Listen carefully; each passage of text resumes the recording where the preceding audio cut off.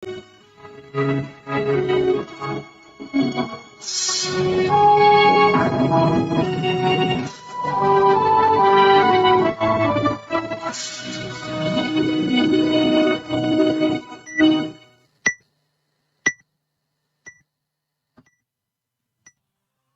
6 waktu Indonesia Tengah. Inilah Radio Republik Indonesia Bau-Bau dengan Warta Kipton. Berita seputar Kepulauan Buton.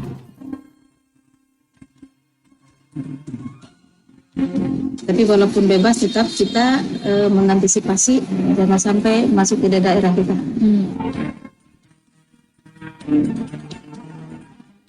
Tujuannya itu pendekatan pelayanan bila mana ada terjadi nanti musibah, ada kejadian supaya jangkauannya tidak lagi terlalu jauh.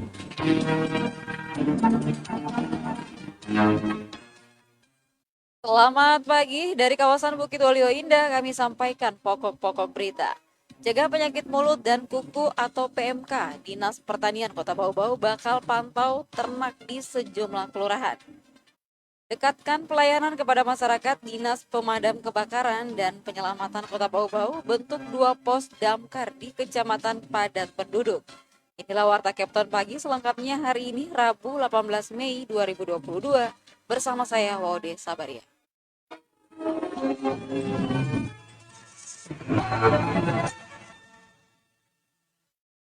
Pendengar, sebelum kami sampaikan informasi yang pertama, terlebih dahulu kami sampaikan update kasus COVID-19 di tanah air. Satuan Tugas Penanganan COVID-19 mengumumkan adanya penambahan 247 kasus konfirmasi baru pada Selasa 17 Mei 2022.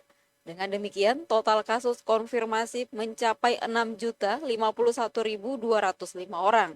Tambahan 257 kasus konfirmasi hari ini lebih tinggi dibandingkan kemarin yang tercatat 182 orang. Sementara itu kasus sembuh bertambah 1.029 sehingga totalnya 5.890.826 orang. Sedangkan kasus meninggal bertambah 17 kasus. Dengan demikian sudah ada 156.481 orang yang meninggal akibat COVID-19 di tanah air.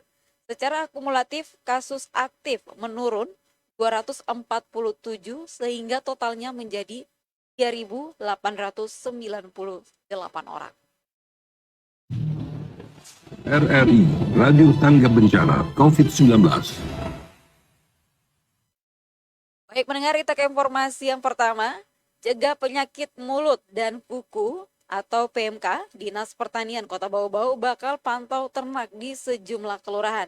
Mengenai hal itu, Wade Nurliani melaporkan.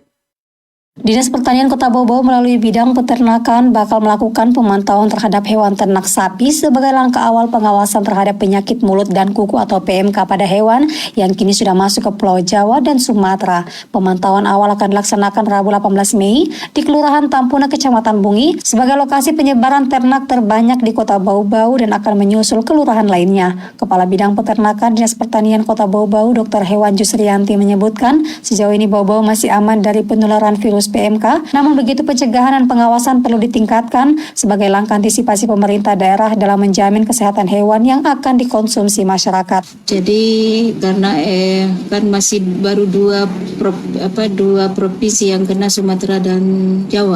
Jadi kita Sulawesi dan Kalimantan kita masih bebas. Tapi walaupun bebas tetap kita mengantisipasi jangan sampai masuk ke daerah kita. Itu kami pemantauan di lapangan sekaligus pemeriksaan hewan. Jangan sampai ada gejala yang menuju ke arah PMK. Lanjut Jusrianti, bagi hewan yang bergejala PMK akan dilakukan karantina, selanjutnya melapor ke provinsi dan Balai Besar Veteriner Maros untuk langkah pemeriksaan. Ia menjelaskan, selain hewan sapi, PMK bisa menyerang ternak kerbau, kambing, domba, dan babi. Penyakit hewan dengan tingkat penularan tertinggi itu ditandai dengan gejala berupa demam, mulut penuh ludah dan berbusa, luka di sekitar mulut, gusi dan kulit di sekitar kuku, penurunan nafsu makan, dan tubuh lemah yang membuat hewan sering berbaring. Wade Nurliani, reporteri Bau-Bau, melaporkan. Kita ke informasi lainnya, dekatkan pelayanan kepada masyarakat, Dinas Pemadam Kebakaran dan Penyelamatan Kota Bau-Bau bentuk 2 pos damkar di Kecamatan Padat Penduduk. Lengkapnya, Hairul Mulku melaporkan. Gedung ini pun hadir untuk kepentingan pendidikan. Ketua Umum Pengurus Pusat Muhammadiyah, Profesor Dr. Haji Haidarnas.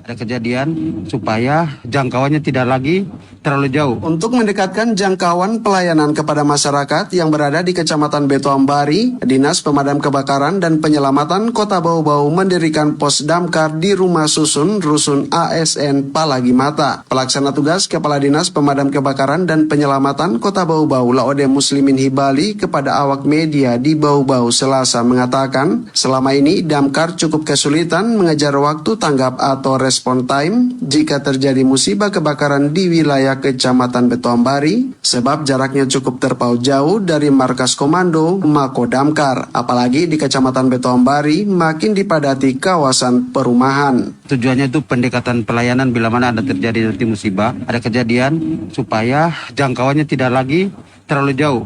Itu sudah operasi, sudah penempatan petugas di rumah susun, ya bekas rumah sehat. Jadi situ sudah standby satu unit mobil pemadam. Mungkin kalau cukup nanti akan kita tambah dengan mobil suplai airnya, jadi berpasangan. Selain mengcover wilayah Kecamatan Beto Ambari, Damkar Bau-Bau juga berencana membentuk satu posko tambahan lagi untuk menjangkau kawasan padat perumahan di Kecamatan Kadolokatapi dan Sorawolio. Rencananya posko damkar tambahan ini menempati eks-kantor Diskominfo Bau-Bau di Jalan Pahlawan kilometer 4. Akan diadakan juga di situ pos 1 dan itu sudah dibersihkan oleh teman-teman dari damkar untuk penempatannya nanti. Harapannya itu bisa menjangkau wilayah-wilayah Sorawolio dan Kadolokatapi serta BWI. Itu minta dukungan daripada anggaran. Pertama-tama itu penambahan mobil suplai air, harus ada tambahannya supaya mobil pemadam tidak pulang balik, suplai air yang pulang balik nanti kalau ada kejadian.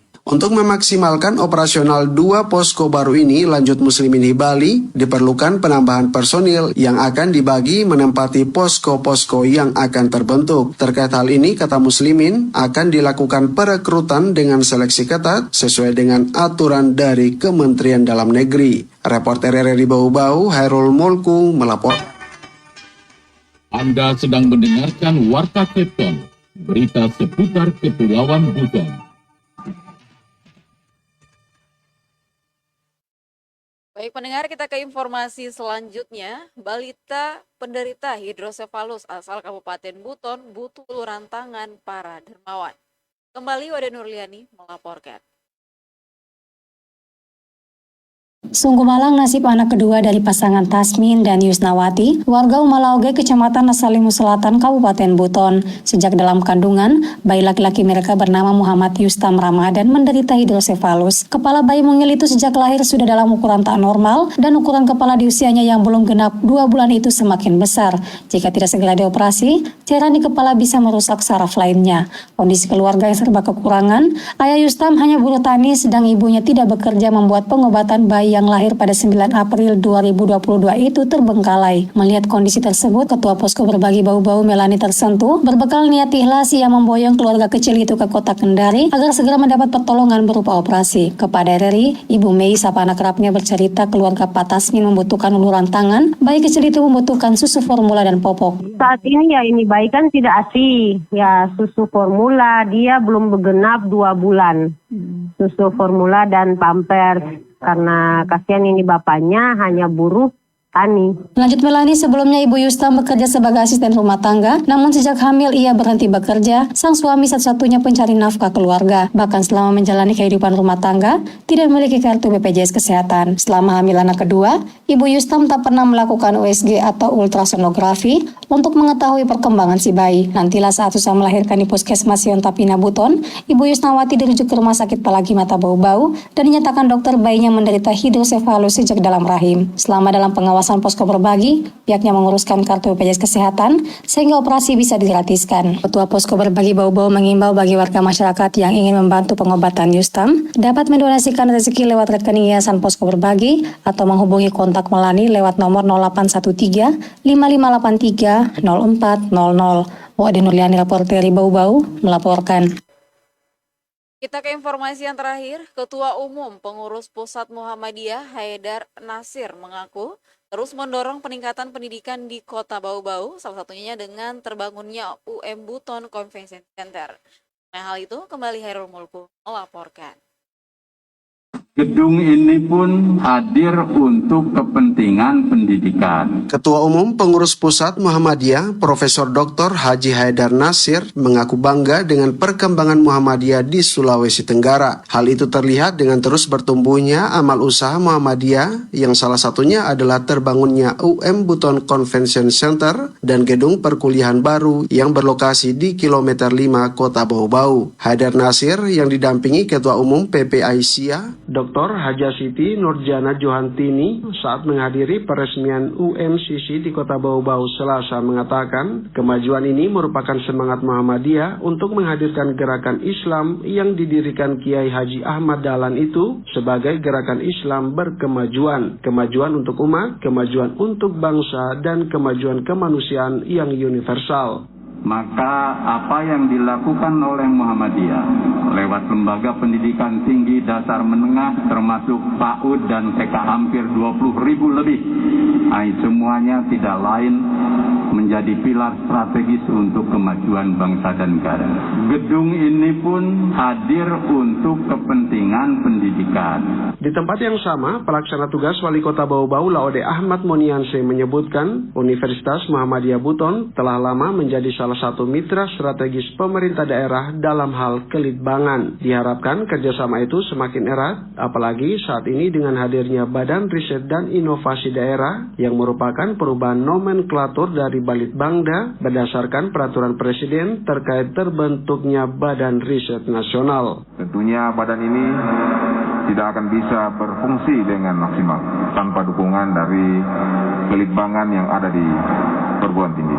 Olehnya itu maka besar harapan kami di hari-hari yang akan datang kita akan terus memperbaiki dan memperbarui komitmen-komitmen kita di dalam membangun kelitbangan di kota ini. Karena dari hasil-hasil kelitbangan itu akan sangat bermanfaat buat pengembangan di kota kami. Moniansi juga menyebutkan sebagai dukungan Pemda dengan terbangunnya kawasan kampus UM Buton yang baru, Pemkot Bau-Bau dalam sistem tata ruang menetapkannya menjadi kawasan pendidikan. Selain meresmikan UMBCC, Haidar Nasir juga melaunching sistem informasi akademik UM Buton berbasis digital Siska dan melantik 2 rektor sekaligus, yakni Rektor Institut Teknologi dan Bisnis Muhammadiyah Kolaka dan Rektor Institut Teknologi dan Sains Muhammadiyah Kolaka Utara. Reporter RRI Bau-Bau, Hairul Mulku melaporkan.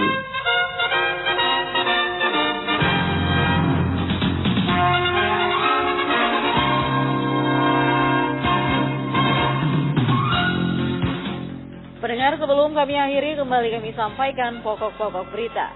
Cegah penyakit mulut dan kuku, Dinas Pertanian Kota Bau-Bau bakal pantau ternak di sejumlah kelurahan. Dekatkan pelayanan kepada masyarakat, Dinas Pemadam Kebakaran dan Penyelamatan Kota Bau-Bau bentuk 2 pos damkar di kecamatan padat penduduk. Demikian Warta Kapten hari ini, mewakili kerabat kerja yang bertugas, saya ucapkan selamat pagi.